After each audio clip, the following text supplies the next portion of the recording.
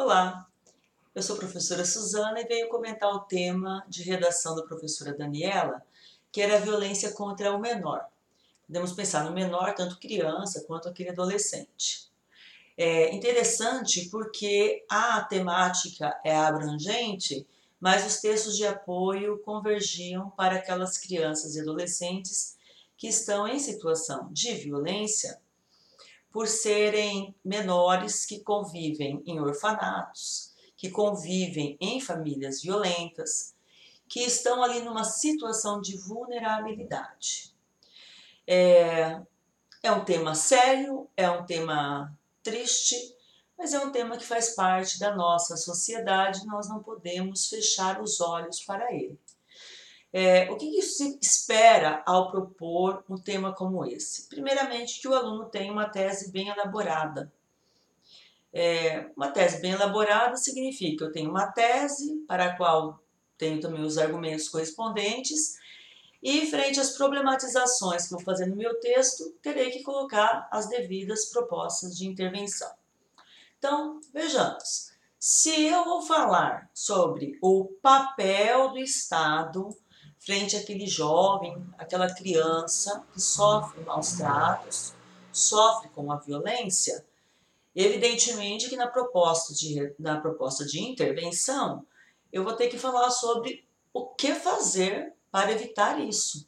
Então, eu vou ter que falar em conselhos tutelares, eu vou ter que falar sobre o Ministério Público, eu vou ter que falar sobre a Procuradoria na sua ala, que procura defender esses menores vulneráveis e exigir desses institutos, desses órgãos, que haja um poder de polícia mesmo para punir e principalmente para impedir que haja essa perpetuação de violência. Se for falar sobre aquela violência que ocorre de forma mais estrita no lar, é interessante que se aponte o papel da família que está sempre ali por perto, né? Então vamos supor casos recorrentes, como mencionado na proposta, em que o agressor com violência sexual, que o agressor com pancadarias, com xingamentos, seja um padrasto. É um mero exemplo, né? Que estava na própria proposta. Supondo essa situação, nós teríamos que mostrar o papel da mãe, o papel de uma professora, né? Quantas vezes são as escolas que realmente detectam que naquela família existe uma situação de violência? A criança não se deixa tocar, a criança vem sempre com marcas.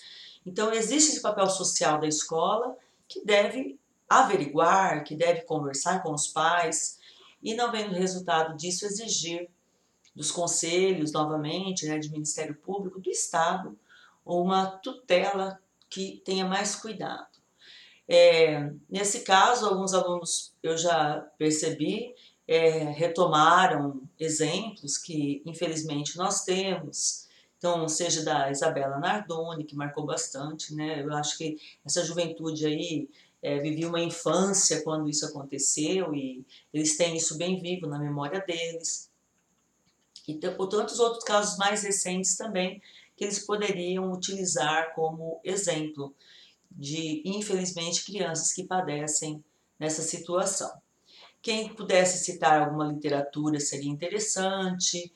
Lá no nosso livro mesmo, Laços de Família, nós temos menção a situações como essas em determinados contos, a situação de abandono por parte de familiares, situação em que não se preocupa, os familiares não se preocupam uns com os outros.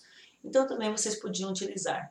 Eu espero que mesmo frente a um tema complexo e triste, né, como esse, uma mazela social e pessoal, vocês tenham se saído bem. Bom, com a professora que vocês têm, claro que vocês vão caminhando, né?